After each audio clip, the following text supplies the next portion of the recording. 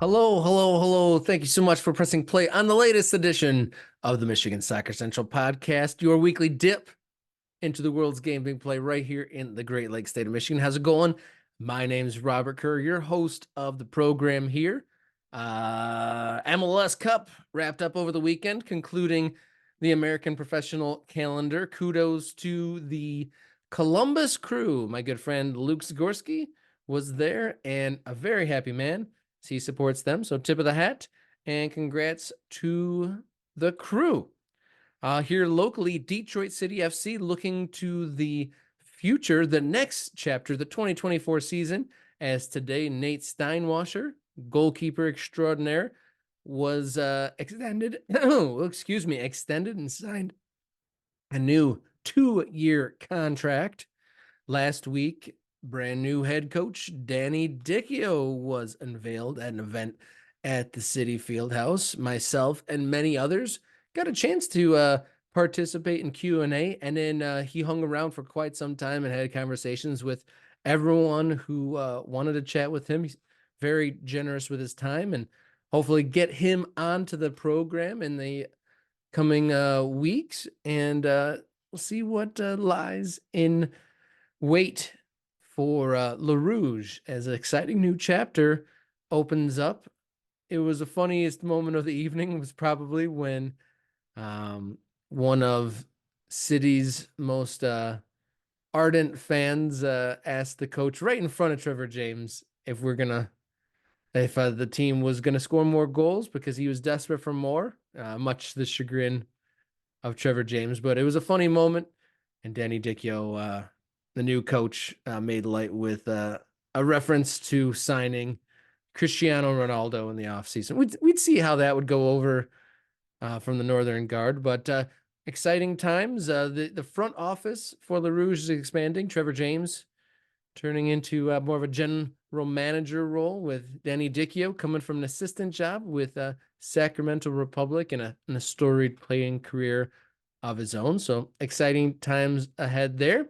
But on this week's episode, we are going to have a bit of a feature on the college world and a team that probably the best top two collegiate soccer stories in the state. Michigan State Spartan women's team just won back-to-back Big Ten titles after never having won one in the past. Head coach Jeff Hosler's on the program. He has gotten the Spartans to heights never before seen, back-to-back Big Ten titles, and a Sweet 16 appearance. So please enjoy my interview with Coach Jeff Hosler here on the Michigan Soccer Central podcast. Next up, we have the pleasure to be joined by the Michigan State Spartans women's soccer head coach, who just returned home from making program history, making their first Sweet 16 berth in program history after winning back-to-back Big Ten championships. Thank you so much for joining me, head coach of the Michigan State Spartans women's soccer team, Jeff Hosler. Welcome to the Michigan Soccer Central podcast, sir. Robert, thanks for having me on. Excited to be here and talk about our season, our program, and have you all get to know Michigan State women's soccer a little bit better. Yeah, so I think the nation is getting to know Michigan State Spartan soccer a little bit more. Like I said in the intro, back-to-back Big Ten championships, and I believe the program hadn't had any of those before. I guess before we get into the most recent, what have you done to bring this new wave of success to East Lansing? Yeah, no, been thrilled with the success. I mean, the credit goes to the players, our support staff. They work very tirelessly to help put our players in positions to be successful. And we got a great group here. We've been very fortunate to step into a situation with players that were hungry to learn in year one. I mean, I've talked about this a lot when people ask questions about, the Big Ten championship or going back-to-back Big Ten champs, is that a lot of credit goes to that first team we had in 2021 that we, came in together with, or I got to work with for the first time. And they really gave me an open-minded approach. They had open hearts, open minds to doing a lot of things differently, the way that we believed in. They bought into it. That helped us have some immediate success in year one. And that momentum that was generated really catapulted us into what we were able to do in year two. So at this level, the coaching changes happen, and then the carousel starts to swing with job to job. In my 3 years here, there's been over 20 Power Five head coaching jobs that have been opened or filled.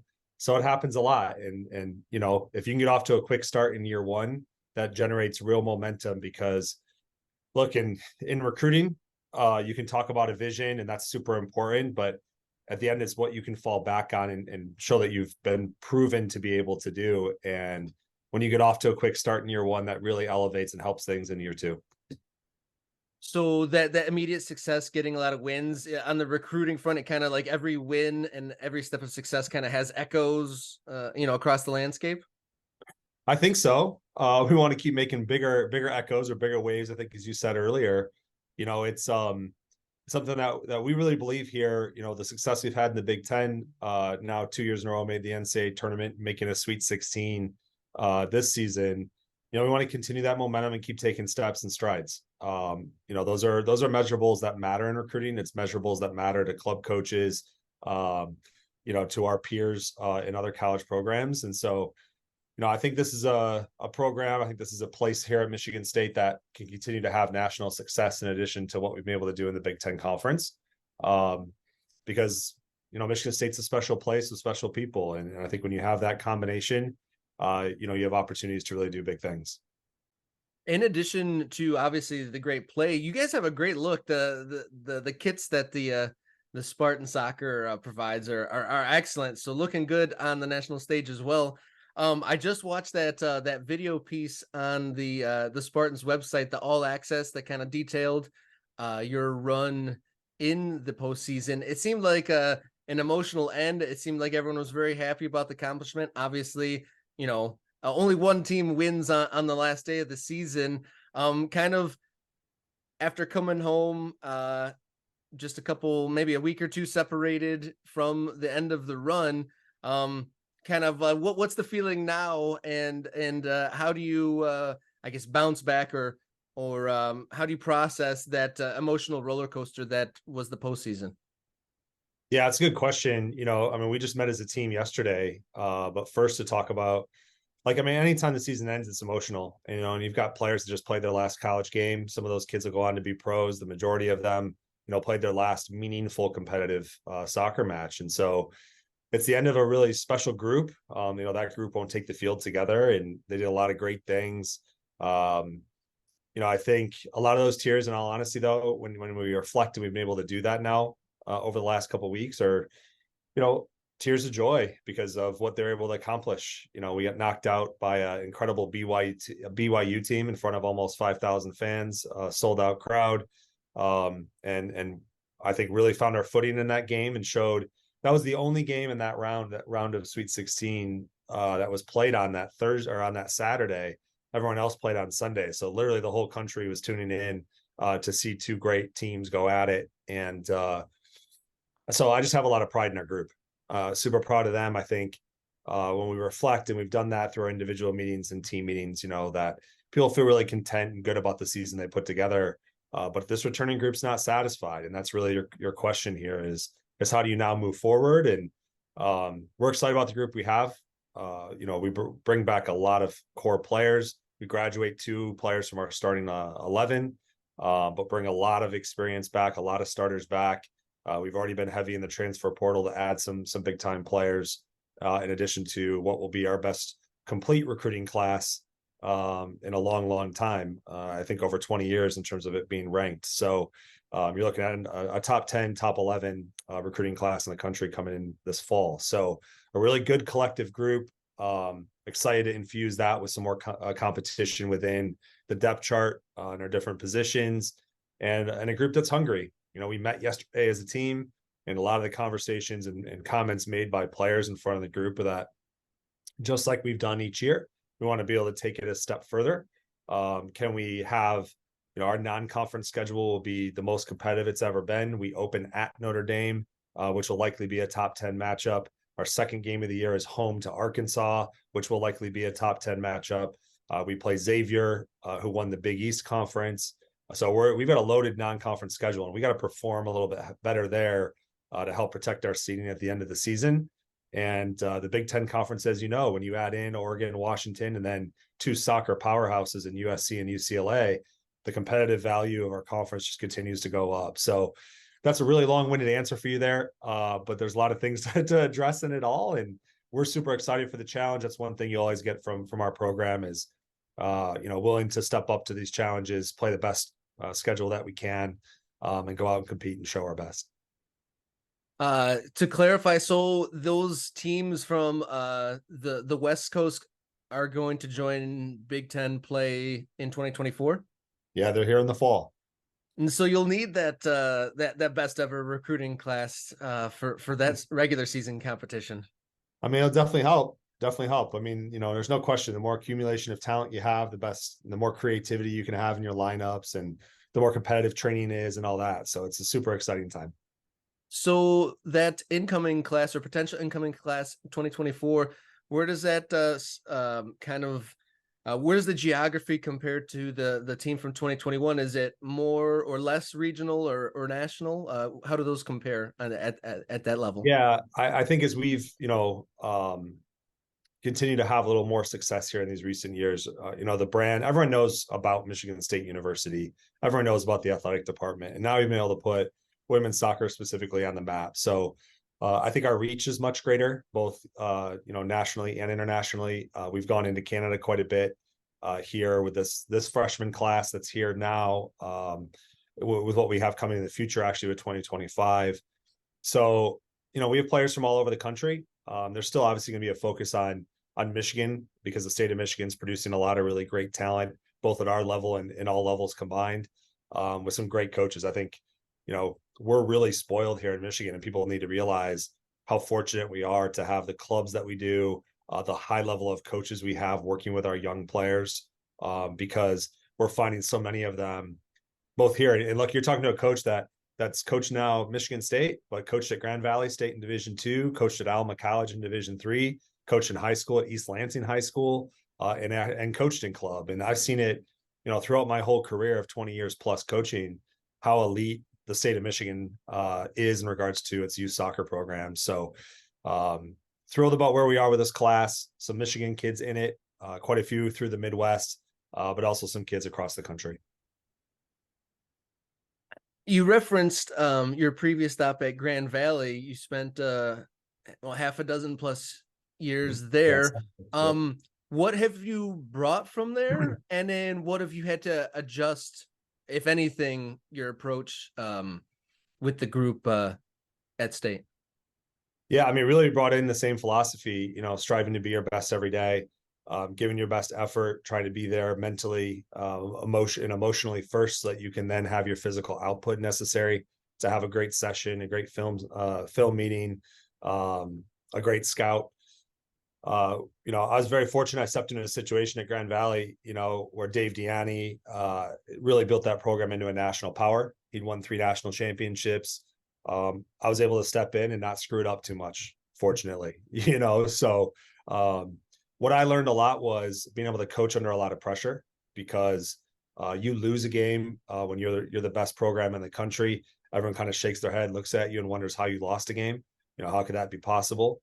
I could tell you about every single moment and every part of those 12 losses that I had during my 7 years at Grand Valley, because those are the things that really stick out and you want to fix.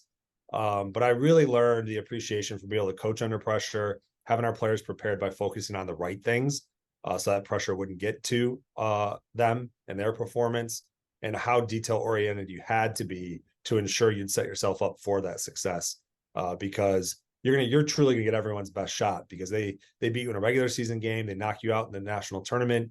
That's something they're going to use as fuel and be able to use in recruiting consistently. And so, we really made it a goal to make sure we were never out prepared by our opponent, or tried to be, to put our players in a position to succeed. And that same idea we've tried to bring here to Michigan State and have it translate. When you say being detail oriented, I guess, what do you mean by that? Is that in your process, or what the players know? Or what do you mean by detail oriented in your approach? Yeah, so I think you know, I can give you a long answer to this, but it's, you know, there's no question, like you have to have a certain talent level, you have to have a certain level of athleticism, et cetera, on your roster. But you also have the players that are super disciplined. And if you're not disciplined, you know, discipline is what you do all the time. It's not what you do some of the times. And so to be detail oriented, you got to be able to come to practice. I mean, these kids have a lot in their plate. School's hard. They're away from home. There's pressures from home. There's pressures maybe from their youth coaches to perform. And then probably the biggest pressure of all is the pressure they put on themselves to go out and perform. And so we talk all the time about the more prepared you are, the less pressure you're going to feel because you've been there. You feel like you've already been in those moments. You just have to now go execute. And so we talk about being detail oriented, you know, as a coaching staff, you know, we got to know exactly what our themes are for the training session going into that day, what our themes should be for that week. We also have to know how those things transition or are specific to our opponent to make sure that we have the best, you know, training guidelines to be ready for that. So we really try to demonstrate by example. You know, we get our training session out to our players ahead of time so they know what we're doing. They can run through it in their head a bit. They know what the points are we're trying to emphasize so that they can start doing the mental piece. They can try to work through anything they're dealing with that day to be there and present emotionally. And then it's just a matter of going out to execute physically what you need to do in the session. So that's just one of many examples I could probably give you. But you know, trying to continually teach them. I mean, these are all habits they're going to transition for all these players as they go through all aspects of their life. You know, when you are focused on your nutrition and your sleep, your hydration, when you're focused on doing your workouts properly, when you're focused on understanding how to have routine. You know, we're big routine people here at Michigan State and have always been everywhere I've coached at. Is the more routine their schedule is, the more comfortable they're going to feel in it, the more prepared they're going to be, and the better output they can have. There's never a question, where am I supposed to be or what am I doing? No, there's none of that. No, they know exactly where things are. And I think above that too, like, you know, we've always had very much a family atmosphere. Our players know they can come find us if they need something on a personal level. They need something they want to talk about from a soccer sense. That, you know, coaches are here. We can't ask our kids to work really hard and then not have a hardworking staff that's always available for them. So I think that's another component that's really helped our program elevate very quickly and sustain it. Yeah, definitely an important aspect of it all too. And if you're trying to build, you got to be able to sustain to build, right? And that's the I imagine that's kind of like the baseline there to push forward from where you were, but to kind of focus on this team that, you know, just won Big Ten championship, the second in a row. Where was so coming off of the first Big Ten championship, coming into this year? One of my favorite things about a, you know, just team and the sport in general is seeing how a team progresses and grows. What were the strengths of the team?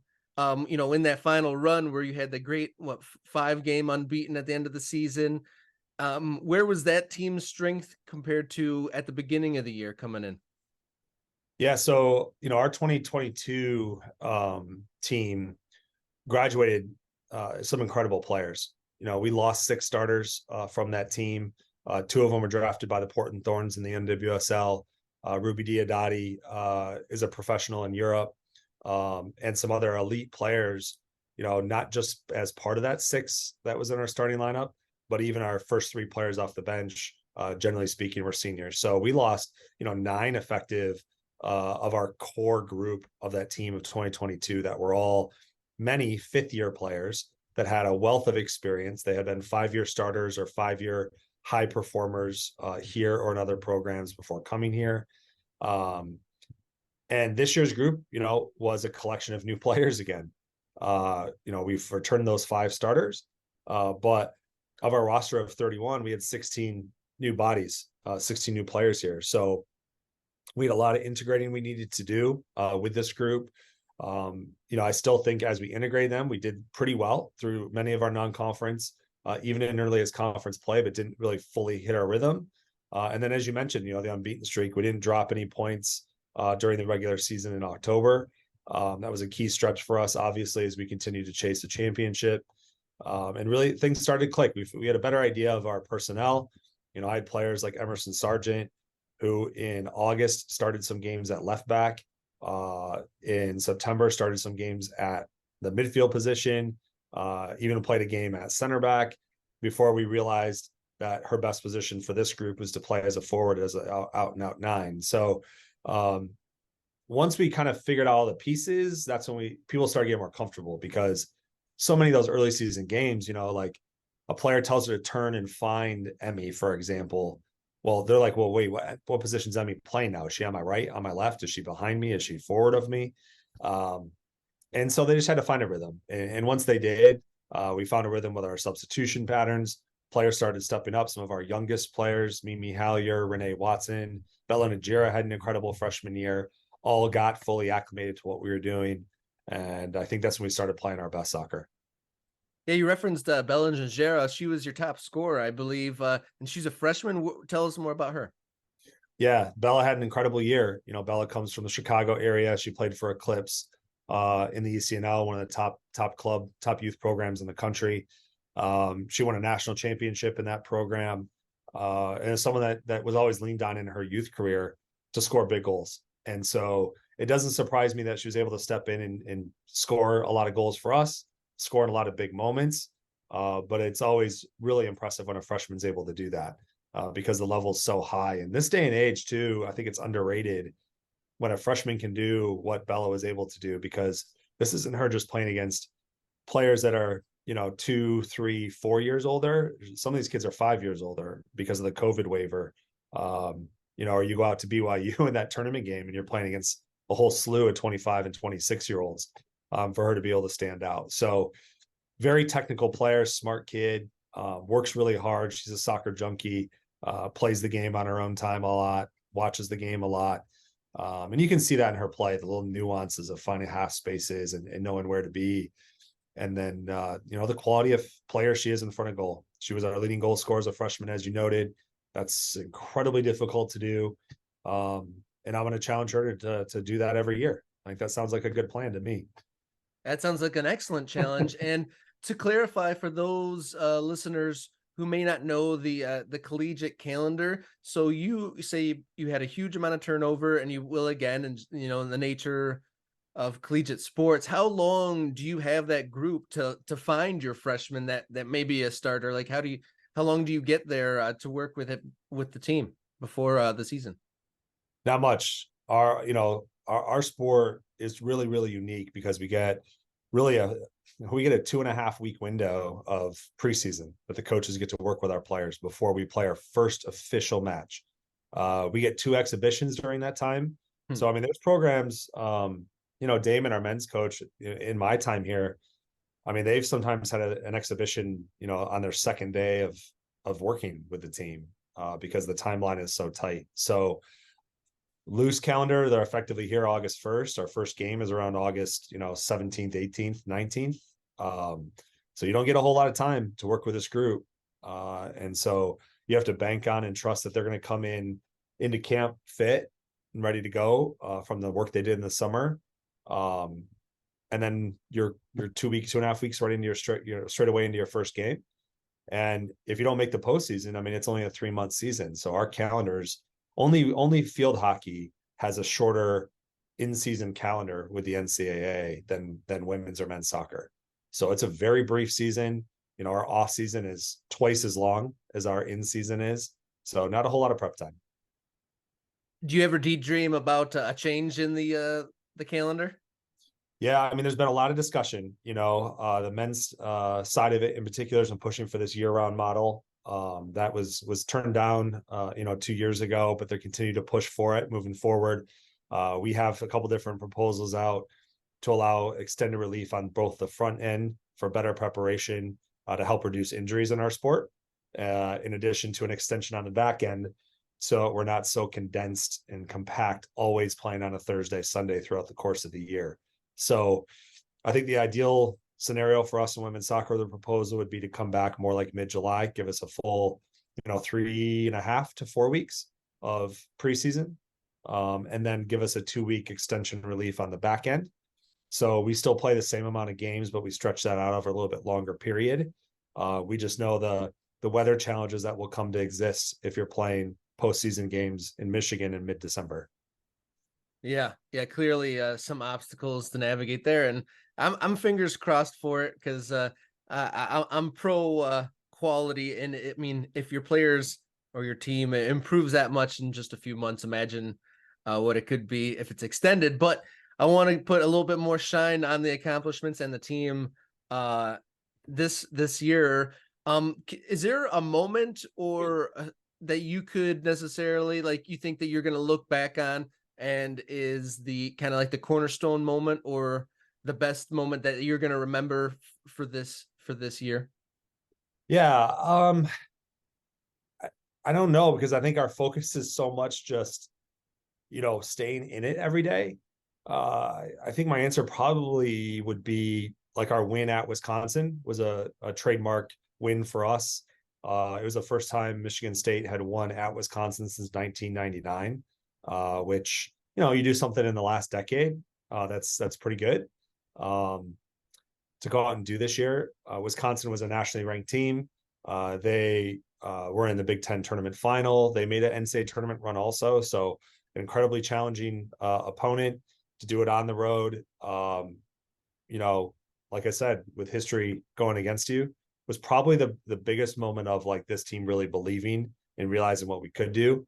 The second one would probably be the win at Rutgers, which we've never done. That was our very first win at Rutgers. So, along with being now one of two schools, only Penn State and Michigan State have ever gone back to back Big Ten regular season champs in the history of our sport. We have a little bit of history of those single matches that we won. And when you can do those things on the road, that gives you a lot more belief to be able to go on the road in postseason and go get those results. And despite falling at BYU in the round of 16, I mean, there wasn't a moment this team didn't think they were going to win.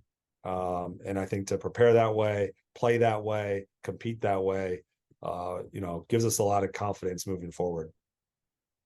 Is there a single goal that you could pick out as your favorite or the biggest let's just narrow it down, your favorite of the year? Yeah, I know Jen Klein's a guest of your show, but it's I think our goal at Michigan, sold out crowd. I think that's a cool thing to have both the Michigan women's soccer program, Michigan State programs succeeding at a high level, playing at a high level. Again, going back to our youth players being able to see that in person every year is really cool. We set our attendance record here at DeMartin Stadium last year when Michigan came into town on national TV on Big Ten Network. When we played at Michigan this year, that was a Saturday night game, and tickets were sold out the Monday prior.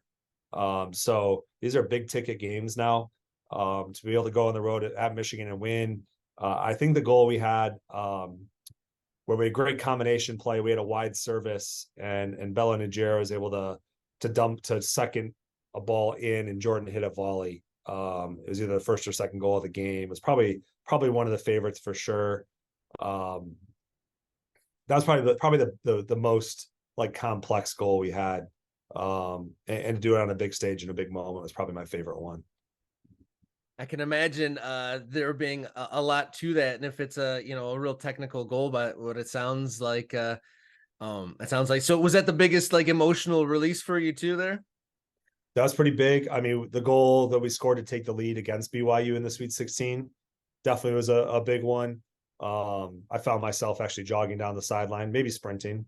I'd consider it sprinting. My players probably say it was jogging, based on the speed of it. That was a pretty big one.